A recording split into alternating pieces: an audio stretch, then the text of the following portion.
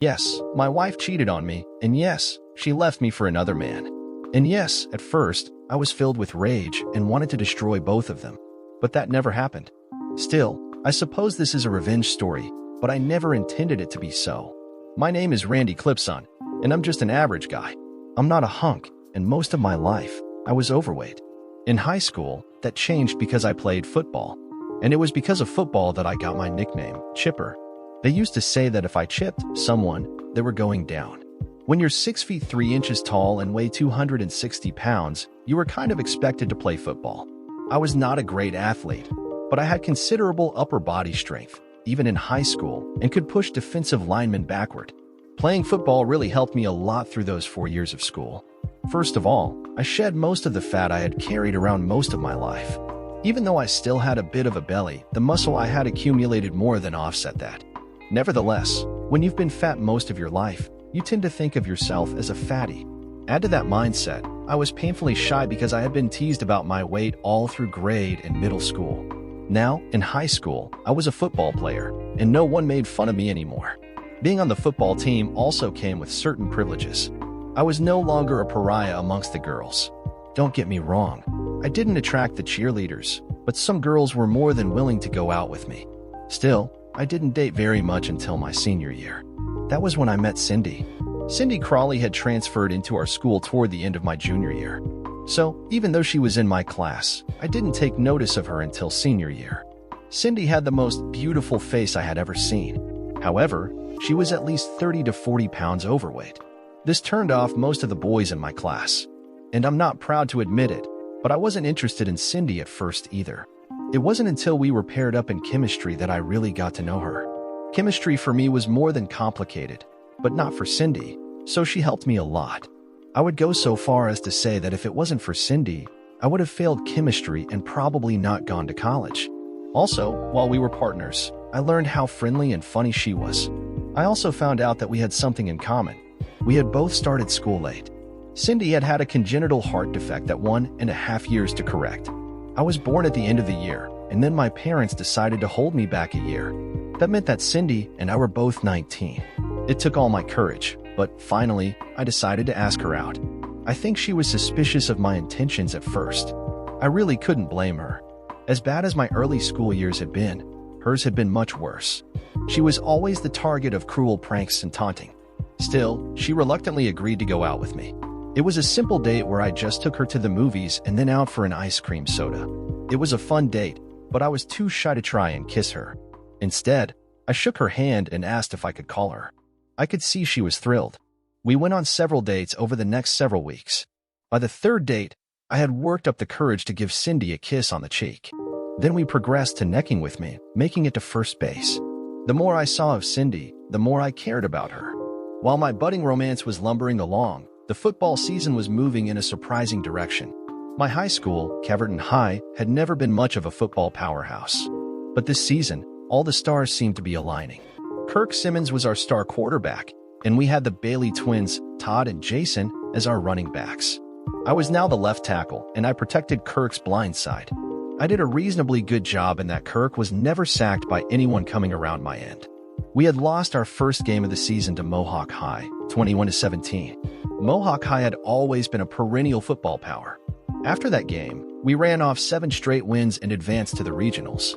We made it all the way to the state finals before Towson High put us down 28-14. However, it wasn't all bad.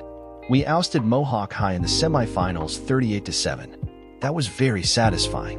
I'm sorry, I don't get to relive the glory days of high school football very often.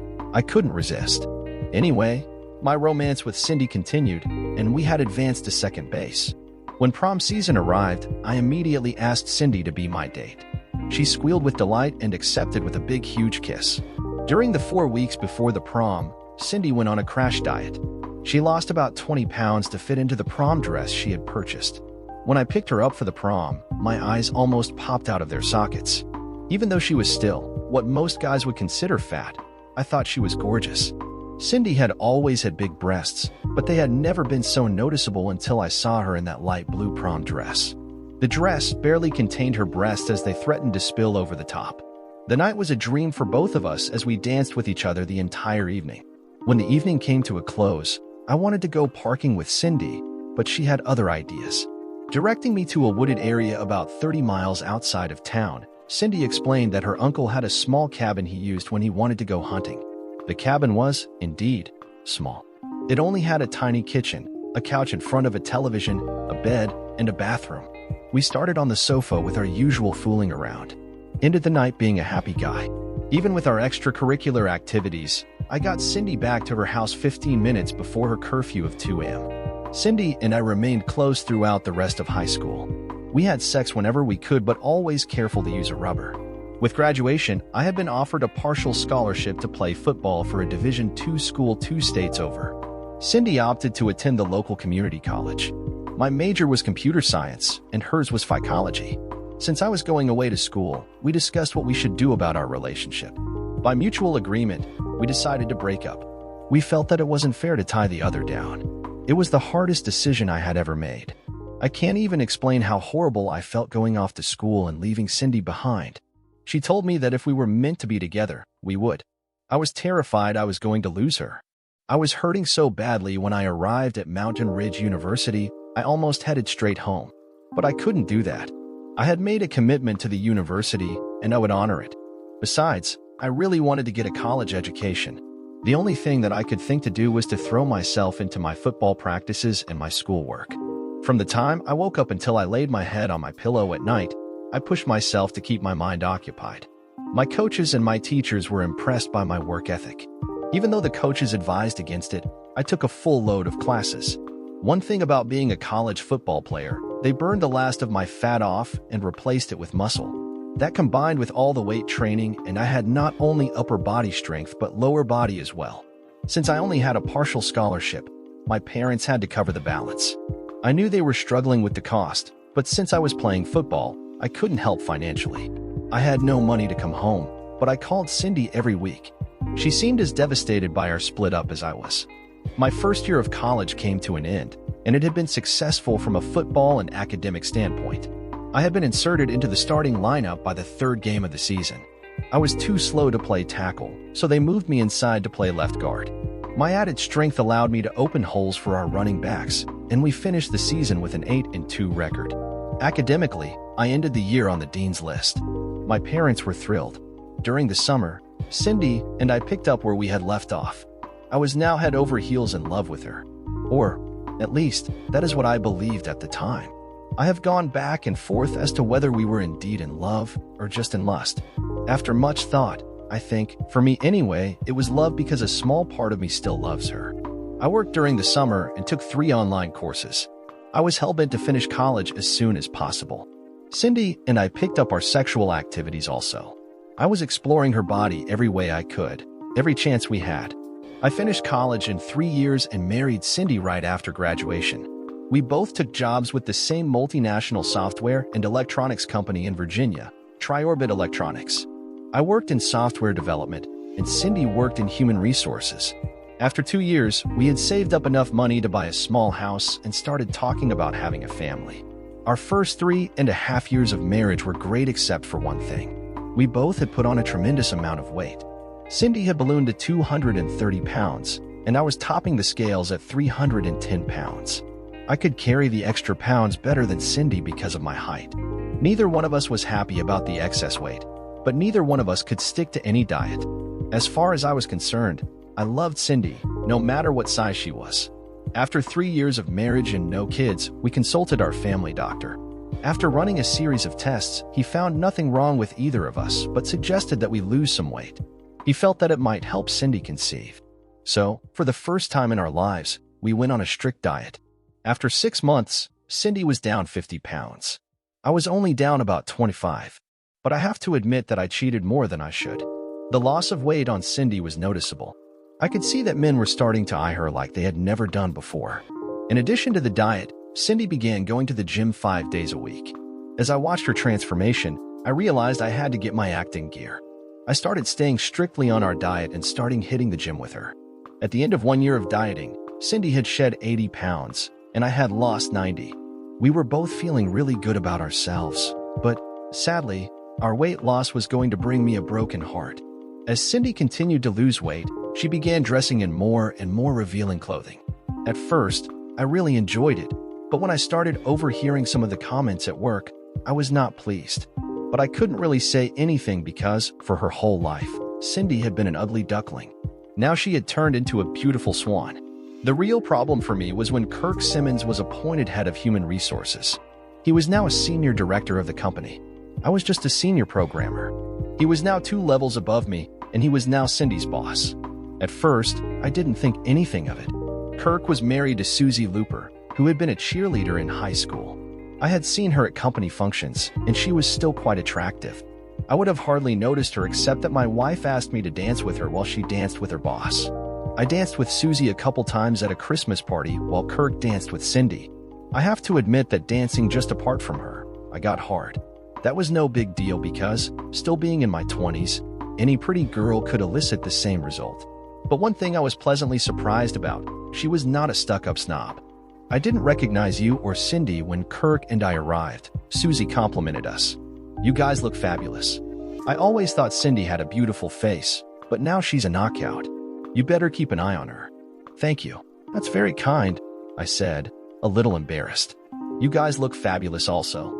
Kirk looks the same as he did in high school, and you look even better. Thank you. That's really sweet of you. Susie blushed slightly as the music ended. 5 months before our 4th anniversary, Cindy informed me that she was going back on birth control pills. What about having kids? I objected. I've decided that I don't want any right now, she said bluntly. Oh, just like that, you've decided? I was angry. Look, we'll have kids, she said as she stroked my arm. I just don't want to get fat again. I want to enjoy being slim for a while. I should have known that there was a problem right then, but I was clueless. I trusted Cindy completely. Unfortunately, I could trust Kirk as far as I could throw a bus. Unbeknownst to me, Kirk had put on a full-court press to get Cindy. She, of course, was flattered beyond belief that the former football captain of our high school team was pursuing her. I first became concerned when Cindy began working late and then going, supposedly, out with girlfriends. I was genuinely clueless about these things, but I'm not stupid. When Cindy started coming in later and later, I became suspicious. I didn't want to believe that she was cheating on me, but I couldn't ignore the signs. I hired a PI company, and inside of a week, they had all the evidence I needed. They had a video of Cindy and Kirk having sex in the office. How they got that, I have no idea. They had pictures of them cuddling at dinner. They had videos of Kirk coming to my house while I was at work. And lastly, they had pictures of them having sex on our living room floor. I knew they took those through the front window of our house. Remember when I said that I couldn't really describe what it was like having sex with Cindy the first time? Well, I have no words to explain the pain that I felt, finding out that my wife was cheating on me. Not only that, but she was cheating with someone who had been a friend of mine. Granted, Kirk and I were not close, but I had still considered him a friend. It hurt unbelievably. I still held out hope that once I confronted Cindy, she would come to her senses. I was in love with her, and I thought she was still in love with me. I took the evidence home that night, and after dinner, I told Cindy we needed to talk. She looked at me curiously but sat at the kitchen table to listen. Cindy immediately turned white and then buried her face in her hands. She started to cry and ran to the bathroom. I went and knocked on the door, but she refused to open it. I waited in the kitchen with a glass of rum. Finally, she came out and sat down at the kitchen table with her head down. What do you have to say? I said coldly. I didn't mean for it to happen, she said in a voice just above a whisper. Oh, your clothes just happened to fall off, and he accidentally stuck his dick in you? You don't have to be crude, Cindy flared. If you had paid more attention to me, this wouldn't have happened. I was taken aback, and for a second I thought that maybe I had neglected her, but then my anger flared. Don't try to turn this back on me. I've done nothing wrong. You're the one who is having an affair. You've been caught. What do you have to say for yourself? She looked nervously at me but said nothing. So, what are we going to do about this? I was fighting to keep my anger under control. Do you want to be with Kirk? Or do you want to be with me? I love you, Randy, but I love Kirk too, she said and started to cry again. Well, you're going to have to choose, I said, almost biting my tongue. And I want to know by tomorrow what it's going to be. If you want to stay with me, you are never to see Kirk again. You're going to have to quit that job, and we're going to have to go to counseling. Cindy nodded. I went into our room and pulled out all of her stuff and threw it in the hall. You can sleep in the guest room until you make up your mind. I got home early from work the next day. The truth was that I couldn't concentrate and was less than useless. My stomach had been doing flip-flops all day. At one point during the morning, I thought I was going to lose what little breakfast I had eaten. About 6 o'clock, Cindy came in with a very nervous look on her face. I was sitting at the kitchen table as I had the previous night. She slipped into the chair opposite me. "So, have you made up your mind?" I demanded. Tears began to run down her cheek. "You know that I love you, Randy, but I just can't give up Kirk. I love him also." I blew out a long breath to hide that my heart was breaking. "Well, you've made your choice." Cindy just nodded, which cut me worse than if someone had plunged a knife into me. My brain was about to explode. I was going back and forth at 1,000,000 miles an hour between killing them both and curling up in the corner and crying my eyes out. "You picked a real winner," I said sarcastically. "Kirk and Susie just had a baby boy. It doesn't bother you that you're going to leave that kid without a father." A tiny bit of anger flashed on Cindy's face mixed with a little bit of shame. Kirk was planning to divorce Susie even before we got together. "So, just like that, you're going to throw away almost 4 years of marriage?" I asked as I continued struggling to hold back not only my temper but also the tears. To be truthful, right then, I was seriously considering beating Cindy to a pulp and then go look for Kirk to break his neck. "I'm sorry if I've hurt you, Randy," she said softly with tenderness in her voice. "I didn't intend for that to happen. I just fell so in love with Kirk, and he's in love with me. I have to be with him." My hands twitched with an unbelievable urge to break her neck at that moment, but I knew I had to hold it together. It took all of my powers of self-control to do it, but I finally did. Somewhere deep in the logical part of my brain, I knew there was nothing to be gained by physical violence. I didn't want her to know how deeply she had hurt me, and there was no way that I was going to beg her to stay. I think that is, probably, the worst thing that any cheated-on husband can do. It is just a sign of total weakness. "Okay," I said simply, "if you want a divorce, you've got it." A look of confusion filled her eyes, and maybe I imagined it, but also a little hurt. Perhaps she thought I was going to fight to keep her. But I knew in my heart that if she had made up her mind to leave me, there was nothing I could do or say to stop her. Cindy was utterly taken aback by my behavior but got up and began packing up her stuff. The next day, I went to the bank and our financial advisor. I explained what was happening and withdrew half of the funds in each account. I then opened separate accounts with my name only. I canceled all our credit cards and applied for new ones in my name only. I stopped by a realtor friend of mine and listed our house for sale. Finally, I visited a divorce lawyer. With a lot of hatred in my heart, I made sure that Cindy was served at work. I also listed adultery as the cause. The divorce itself was relatively straightforward. Since we'd only been married about 4 years and had no kids, there was nothing to argue over. We split everything 50-50 and went our separate ways. Kirk's divorce was a lot messier. He had a kid less than a year old, and Susie had never worked. He had to pay child support and alimony. One thing about Kirk's divorce that I will admit gave me some pleasure. He decided to go cheap on his lawyer. Instead of the spousal maintenance being limited to a year or 2, it was set at 15 years. Kirk wasn't happy, but he signed the papers. 2 months after the divorces were final, Kirk and Cindy got married. It was a bitter pill to swallow. I spent the first week after the breakup. I was totally lost. I'm not much of a drinker, so that didn't appeal to me. I was consumed for several weeks with trying to come up with some plan to get revenge on both Kirk and Cindy. I'm pretty sure every guy who has ever been cheated on does the same thing.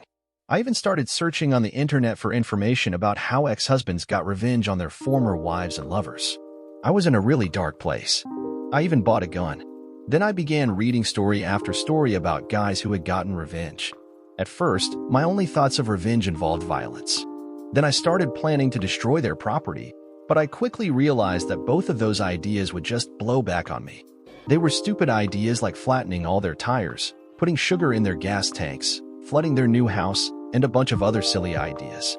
The more stories I read about revenge, the more I realized how ridiculous most of them were. I found no way to gain the revenge I wanted.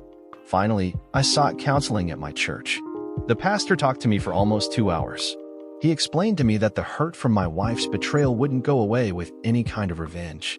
No matter how much I hurt my former wife or her new husband, the pain would still be there. The pastor's advice was really pretty simple for a person with my kind of pain. He told me that only time and distance would heal my heart. Even though I wasn't sure I believed him, I realized that being near Cindy and not being able to be with her would tear open the wound every time I saw her. I also realized that the pastor was right about one thing: revenge wouldn't stop the hurt, so I took his advice. That meant I had to put distance between Cindy and me. My opportunity came when I heard rumors that the company was in trouble. Apparently, the firm had entered into a contract with the Defense Department. The deal promised big profits, but there was a downside. Our firm was charged with developing an entirely new software and electronics package for the Air Force's fighters and bombers. It's totally classified, so I can't even begin to tell you about it.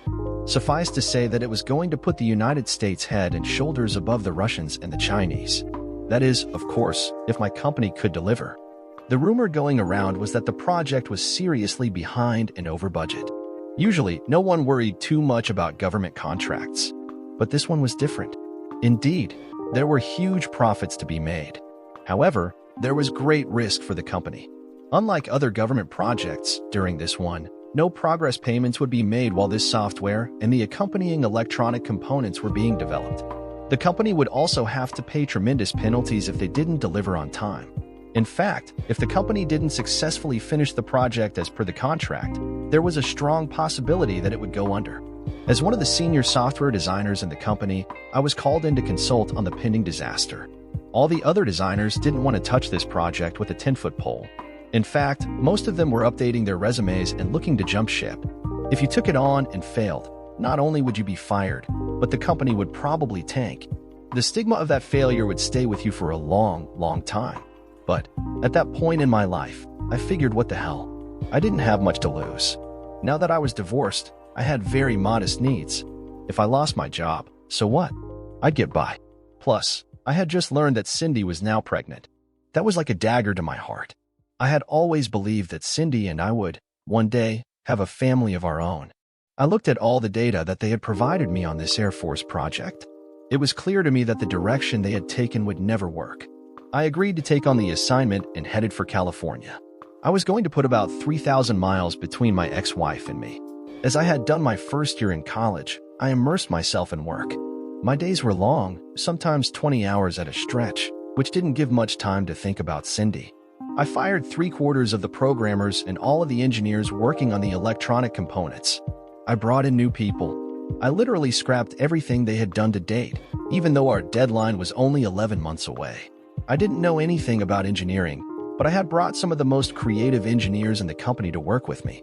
I even poached some really excellent engineers from rival companies. When I explained what I wanted them to build, they were skeptical.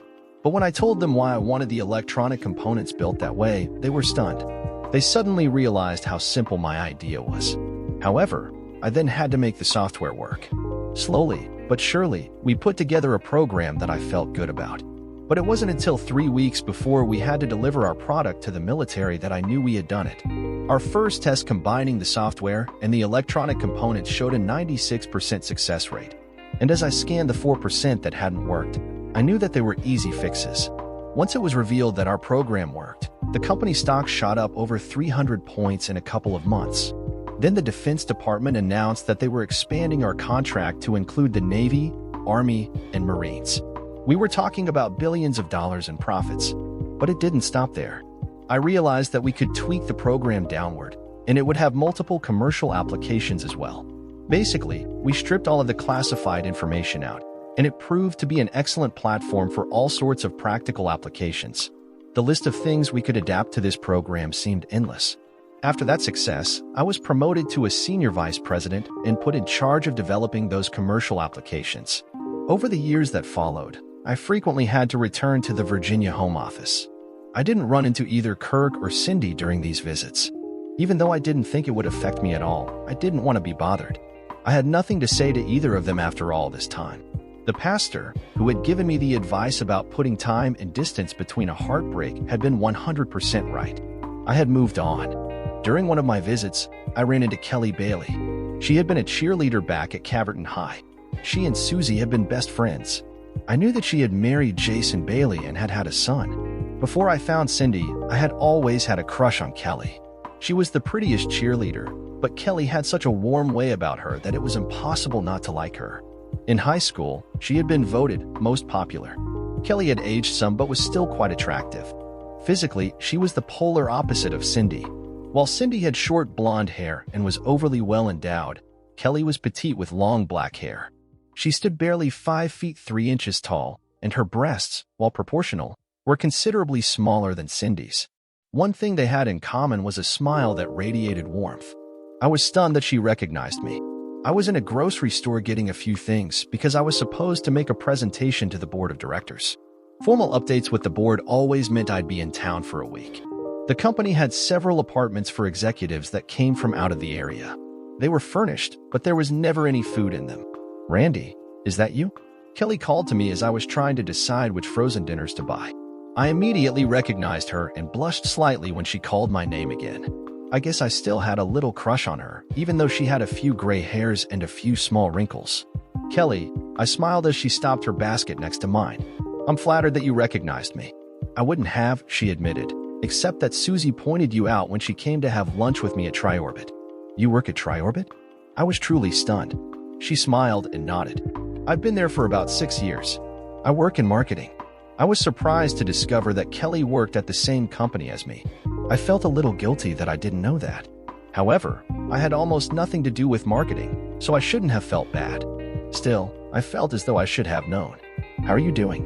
I finally asked to cover my discomfort. "I'm doing as well as can be expected," she said with a sadness in her voice. "I'm divorced now. Jason has turned out to be a real turd. Not only was he cheating with his secretary, but also a half-dozen other women. He even got one of them pregnant. I divorced him, of course. He got off pretty light, considering what he was doing. There was no alimony because our salaries are about the same. We didn't have a house and had very little savings. All he was ordered to do was pay child support. Still, I have to hound him for it each month. I don't mind bugging him to get the money, but he totally ignores our son, Scott. I get furious when I think about it." "I'm really sorry, Kelly," I apologized. "I always knew Jason was a bit of a wild man, but I thought he would settle down once he got married." I paused for a moment and looked into Kelly's beautiful, emerald green eyes. I didn't really know what to say next, so I decided to just commiserate with her. "I guess you know that my wife and I are divorced." Cindy decided to chase after Todd. "No, Randy," Kelly shook her head. "It was Kirk who pursued Cindy. Susie told me all about it." "I guess I can't argue with that," I admitted, "but it takes two to tango. You're not seriously thinking about eating any of these frozen dinners, are you?" she asked as she surveyed my cart. "Yeah, I'm afraid so," I nodded. "I'm a terrible cook, and this is about all I can handle. Look, if you'd like a home-cooked meal, why don't you come over to my house? It won't be fancy, but I guarantee it will be good."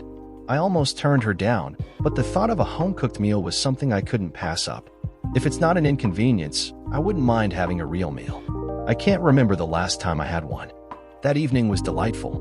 Kelly made me loaf with mashed potatoes, string beans, and sherbet for dessert. It was fun having someone to talk to. Scotty, as his mother called him, was a very outgoing and friendly kid. I discovered that he was a Tampa Bay Buccaneers fan like I was. We had fun talking about the team and their prospects for the coming season. I was a real fan and also a season ticket holder. In fact, I had 4 season tickets on the 50-yard line. The company paid for them because I would take prospective customers to the games. When I didn't have any customers, I'd invite my buddies. And if I couldn't find anyone at all to go with me, I'd go by myself. I'd give the other 3 tickets away, usually to people who were trying to buy from a scalper. "I wish I could go to a game someday," Scotty said wistfully.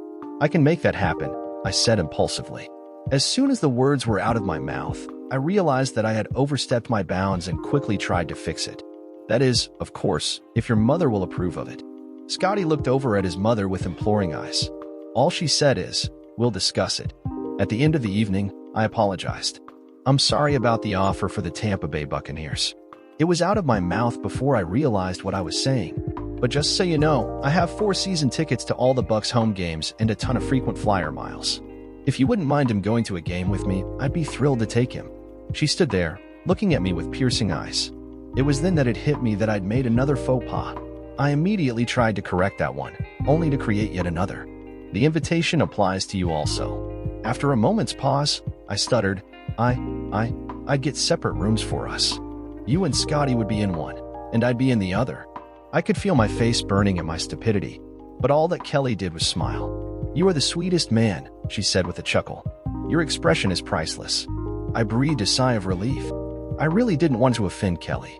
I truly enjoyed her company and was hoping that we could get together from time to time. I decided to plunge ahead. Would you mind if I asked you out when I come to town? If you're with someone, I'll understand. I just really enjoyed having someone to talk to. Kelly studied me for a long moment, then she smiled. Randy, I've known you since high school. I always thought you were cute and one of the nicest guys, but never considered dating you because I had Jason. Now that I've gotten to know you a little, yes, I'd be pleased if you called me. And I'd love to go see the Tampa Bay Buccaneers with you and Scotty. Over the following year, I would call Kelly every time I returned to Virginia, and we would get together. Several times, I booked trips back east when I really didn't have to be there. It wasn't a love affair at first. We were just good friends who enjoyed spending time together. I took Kelly and Scotty to the final game of the season that year. The Bucs needed to win to make it into the playoffs, and they did. Scotty was beside himself with joy over the win. That night, after Scotty went to bed, Kelly came over to my room, and we became more than just good friends. When Kelly knocked on my door, I was watching a local sports station as they did an in-depth analysis of the Bucs game. She was the last person I expected to come knocking on my door at that time of night. Is something wrong? I asked with real concern. Is Scotty all right? No, nothing's wrong, she replied with a smile, and Scotty is sleeping soundly, happy that his Bucs are going to the playoffs. I just was hoping that we could have a drink and talk. I looked down at my boxer shorts and my t-shirt. Let me put some pants on, I said as I left the door to find my trousers. I thought I had tossed them on the chair in the corner. They weren't there. No need, Kelly said as she pushed the door open and entered. Frantically, I looked for my pants, which weren't on the chair, and I couldn't find them on the floor either. I began scanning around the room, which brought a giggle from Kelly. Now my face was fire engine red. If you feel uncomfortable, I can put us on an even playing field. Kelly smiled as she undid her skirt and let it fall to the floor. Now we're both in our underwear. Mix me a drink and come sit down. I went to the minibar and pulled out 2 small bottles of rum and 2 cans of Coke. As I said, I'm not much of a drinker, but I do like rum and Coke occasionally. As I mixed the drinks, Kelly climbed up on my bed and sat cross-legged. It was hard not to stare at her white-laced panties. After handing Kelly her drink, I looked around, trying to find a place to sit. Kelly saw my head darting around and knew what I was struggling with. She patted the bed beside her. Come on, sit here. I don't bite. Still bright red, I nodded and sat down next to her. I quickly took a big swallow of my drink. I could feel the rum course through my body, and I relaxed a bit. We talked for a while, and when we finished our drinks, I took her cup and asked her if she wanted another. She shook her head, and I waited for her to get up. I figured she'd head back to her son. I was totally wrong about that. Not sure what to do. I put the cups in the wastebasket and sat down again. When I did, Kelly kissed me on the lips. It was quick and soft, sending an electrical charge through my body. She saw my surprise and smiled. I've been waiting for months for you to kiss me. I figured that you still thought of me as that high school cheerleader who was unattainable. Let me assure you that I am not that person anymore. Kelly had read me like a book. There have been so many times that I wanted to kiss her but was afraid. I didn't want to take a chance of losing her as a friend. I leaned forward and kissed her. We kissed a long time with our tongues, exploring every part of each other's mouth. She tasted so sweet. When we broke apart, I said, "You are a beautiful and amazing woman." Kelly then laid her head on my chest. That night of sex was even better than my first time with Cindy. 6 months after that night, Kelly and I became engaged. Scotty was thrilled that I was going to be his dad. A year after that night, we were married. Jason had been as big a turd as Kelly had claimed. He barely spoke to his son, and he really resented me.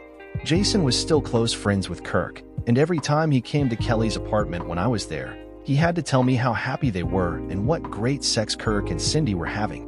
I guess he thought it would make me jealous. I just listened and said nothing. What I did learn was that Kirk was still heading up the human resources department for the company, but Cindy had given up her job to be a full-time mom. I was a little surprised to learn that Kirk and Cindy had 3 kids now, but it no longer bothered me at all. One time when I heard Kelly on the phone, giving Jason hell for not sending the support payment, I made the mistake of telling her to forget about it. I was more than willing to pay whatever for Scotty's needs. "You need to stay out of this," Kelly said sternly. "He may ignore his son, but I'll be damned if I'm letting him slide on his child support. That's Scotty's money." I quickly backed off. That December, I was to be named executive vice president of the company. The announcement would be made at the Christmas party, which was to be held at the Washington Convention Center. There was going to be 400 or 500 people there. I was a little embarrassed that they were going to make a big deal about my promotion at this event, but Kelly was ecstatic. "You deserve this recognition," she scolded me for complaining. "I know almost as many people in that company as you do, and they've told me story after story about how this company wouldn't exist if it wasn't for you. They also told me that you'll be the next CEO when Mel steps down next year." "Maybe," I said, "but it doesn't matter. I'm married to the most beautiful woman in the world. And I have a surprise for you," she said with a smile. "Remember when that rubber slipped while we were doing it in Kansas City?" I nodded, and then a silly grin filled my face. "You don't mean?" Her smile widened as she nodded her head. "Yes, I'm pregnant. Now, there is no way I'm ever going to let you go." She came into my arms and hugged me deep and hard. And I know that if we didn't have to go to the party, she would have ripped my clothes off, and we would have screwed all night. I was hard just thinking about it, but I knew that after the party, we were going to have a lot of fun. I have to admit that I'm not much of a party person. I have to go to so many that they have long since lost their charm. Kelly still seems to enjoy them, but only if I'm by her side. She still has that aura that draws people to her. We danced quite a few dances and were just about to return to our table when we ran into Kirk and Cindy. They were arriving late and were accompanied by Jason and his date, a beautiful girl named Kathy. I was genuinely shocked. Cindy had put on at least 30 pounds, and Kirk had a small potbelly that he tried to cover with his coat jacket. Jason, of course, was still fit and trim, but I reasoned that he was still on the make. I was unsure what to do, but then someone began talking over the public address system. "Could I have your attention for just a moment?" I realized it was Mel Stanton, the CEO of Triorbit. "I promise I won't give a long speech. As most of you know, we've been looking to replace Charlie Brunner, our executive vice president, who retired 3 months ago. I knew who I wanted right away, but the board dithered around for 3 months. Well, after months of interviewing dozens of candidates, they finally agreed with me. I'm thrilled to announce that our new executive vice president comes from within our own organization. He has always been a tremendous asset, and now it's time he receives his just reward. I give you our next executive vice president, Randy Clipson." A spotlight was suddenly shining on me, and loud applause broke out from all around the room. Kelly pulled me to her and gave me a long, passionate kiss. When the commotion ended and the party returned to normal, I turned to where Cindy, Kirk, Jason, and his date were standing. I didn't know what to say to them. Jason seemed pissed, and jealousy filled Kirk's face. However, when I glanced at Cindy, there was a look of sadness and loss. I didn't know what to do or what to say, but Kelly did. "Kirk, Cindy, Jason, it's wonderful to see you," she said as she hugged each one. Then she turned to Kathy and shook her hand. "It's a pleasure to meet you, Kathy." I took my lead from my wife. I shook Kirk, Jason, and Kathy's hands and gave Cindy a small hug. We chatted for a bit, and the music started to play. In a total surprise, Kelly said, "Randy, why don't you have a dance with Cindy, and I'll have a dance with my ex-husband? Kathy, why don't you and Kirk have a dance also?" I looked questioningly at Kelly, but she just smiled knowingly. So, I danced with Cindy. "How have you and Kirk been doing?" I asked because I couldn't think of anything else to say. "Not particularly well," she answered. "I think we're headed for a divorce. I'm pretty sure Kirk has been cheating on me." "I'm really sorry to hear that," I replied. "Are you really, Randy?" She looked at me with total skepticism. "I figured you'd say something like it serves you right." "I would never say that," I said, shocked at first by the comment, but then I realized there had been a time when I probably would have said something like that. "Well, to be truthful, when we first broke up, if you'd come to me then, I probably would have said something like that. But I couldn't hate you. You were my first love, and it hurt to lose you. But life moves on, and so have I." The music stopped shortly after that, and tears were streaming down Cindy's face. "When I left you, I made the biggest mistake of my life, and there is nothing I can do to fix it." I watched Cindy walk away from me, and I truly felt sorry for her. I felt Kelly put her arm around me, so I leaned down and kissed her. "How was your dance with Jason?" I asked. "He's still a jerk," she answered with a smile. "He actually tried to put the moves on me. He told me that he's ready to settle down, and he'd be more than happy to take me back." I just laughed at him and told him, why would I want him when I had the greatest man in the world? I watched Cindy reach their table and sat down. Even from this distance, I could see the tears. Kirk and Jason appeared to be having a heated discussion. If I had to guess, I say that Kirk tried to put a move on Jason's date. I thought back to the pain I had felt when Cindy left me. Something like that never truly goes away. It's like a bad cut, it leaves a scar.